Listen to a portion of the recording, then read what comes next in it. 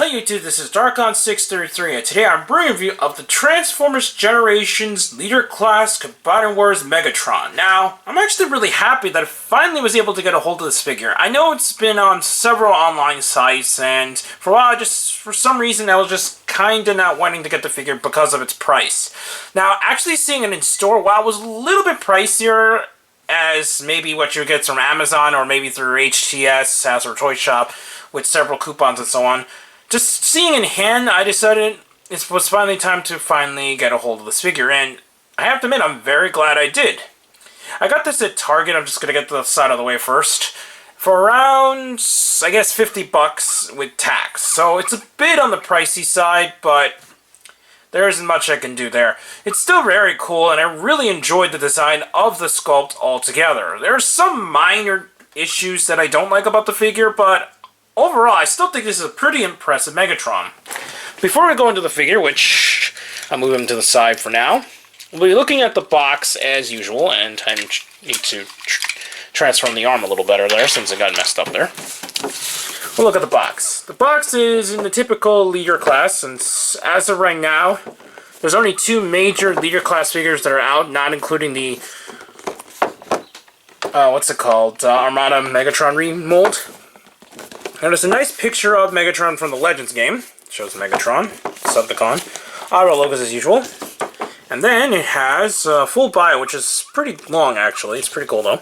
It actually transfers in 15 steps, which is okay for a leader class figure, but a little bit less than, let's say, Ultra Magnus.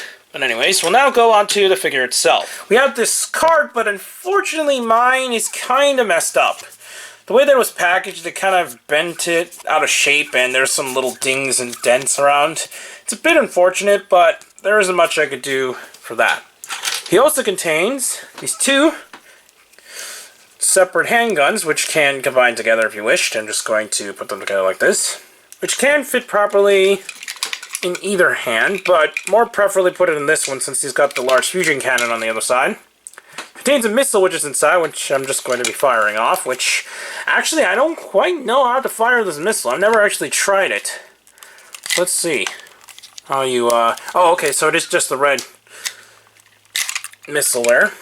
And then it also comes with these stickers which allows you to put in the Megatron based on the G1 design, and also the Autobot logos if you wish to turn them into the Lost Light version from the Transformers comics, which is pretty nice. I'm not going to really do that on screen since we're just going to go on to the figure anyway.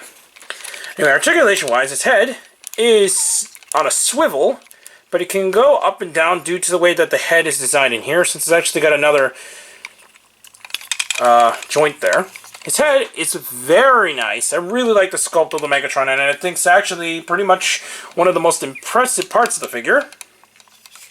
He has full waist articulation, but it does get in the way due to the large backpack. Just to get that out of the way. His arms are on ratchets, and this is where it becomes kind of weird. As you can see, he does have movement outward, but for some reason the way that it's designed, when it's just in, it just seems kind of stiff. But when you move it out, it looks okay in terms of how the arm is positioned, but this little red area in the way they designed the arms is a bit awkward, and I don't really like about that, and that's where I was mentioning that I did have some minor problems with the figure, but I still think it looks okay enough. I really do enjoy the design. But anyways, it does also swivel up on the upper arm here, and it does have a good ratcheting elbow joint. His hands don't have any... Oh wait, no, actually, it does swivel, actually. I never actually tried it around, so that's cool that it has swivels on the arms. His legs are on ratchets, so it allows full movement forwards and backwards and outwards. Very nice, tight ratchets. Can swivel only about that far because it actually gets stopped by a area of plastic there. It does have very nice ratcheting knees and kind of foot ankle joint here, but it's more than towards the transformation, but it does have this really nice clicking piston sound, so that's really cool. And some people do like to position the fusion cannon this way, and others like to do it the more traditional way in which how the toy is supposedly marketed as. but I'm just going to quickly show off how it looks like with it. It looks like this. I personally do not really like how it looks, but I'm just going to keep it like this for the render video regardless. But anyways, that's pretty much it for the toy in its own. Now we'll go on to the transformation. And here we have Leader Class Megatron in his gun mode. As you can see, wait a minute. Something isn't right here. It seems that my Megatron has gone through some very big mass shifting, and it completely changed some of the areas of the design. This is a pretty impressive Megatron figure. I think it looks really nice. And yeah, it's pretty much a joke, as you can see. I'll be going on to the real transformation anyway from now on. Anyways, we'll now go on to the proper mode of transformation. First, we're going to take up the gun, obviously, since we won't be able to transform with that in his hands. It's very interesting and somewhat simple at the same time. Basically, what you're going to do is close off both sides of the hand, so now they're no longer exposed and they're just kind of sitting there. Anyways, technically you're supposed to turn the head, but I'm actually going to kind of keep it like this, just because it will, once you put it into vehicle mode, this thing will not be exposed. So I'm just going to keep it in like that, actually, for now. Let me see. I'm actually going to turn it, maybe it will be working better. Okay, so yeah, I guess you are supposed to completely turn it like that and so on, so no problems there. Anyways, what we're going to do next is close up the feet so that it looks like this. And then we're going to close off this area. And then we're going to turn this around, since the front of the turn is actually going to be facing this direction. So now we'll just quickly snap it into place. It actually snaps into place in two areas, up here and also down here. So we're going to snap one up there first, and then down there. Then we're going to pull out the turret, since now it's going to be fully into tank mode. And now what we're going to do next is take these pieces, spread them out, and as you can see, this is where I meant about the head being exposed, but it doesn't matter because it's going to be laying flat. Anyways, we're going to pull these panels forward so it looks like that. We're going to peg them into place, like this. So now we got the front of the tank mode. To transform the back, all you need to do is bend these, and they're actually going to peg into a little area right here on both sides. So now we're just going to quickly peg them in. Let's see. So now we're going to peg them in. And that's actually pretty much it, except I actually forgot to pull out this panel here from his waist, and it's just going to kind of sit down in an area there where it actually will stay in place. It doesn't really peg into anything, but it just kind of sits there, and now it's out of the way. And there you have Megatron fully in his tank mode. And as you can see, he's actually got a pretty impressive tank mode. It's really rare to see tank modes with a very nice design, kind of moving on from the robot mode nowadays. Blitzwing being one of the cases where it just ends up becoming kind of a mess, and I'm still very disappointed in the figure that ended up like that.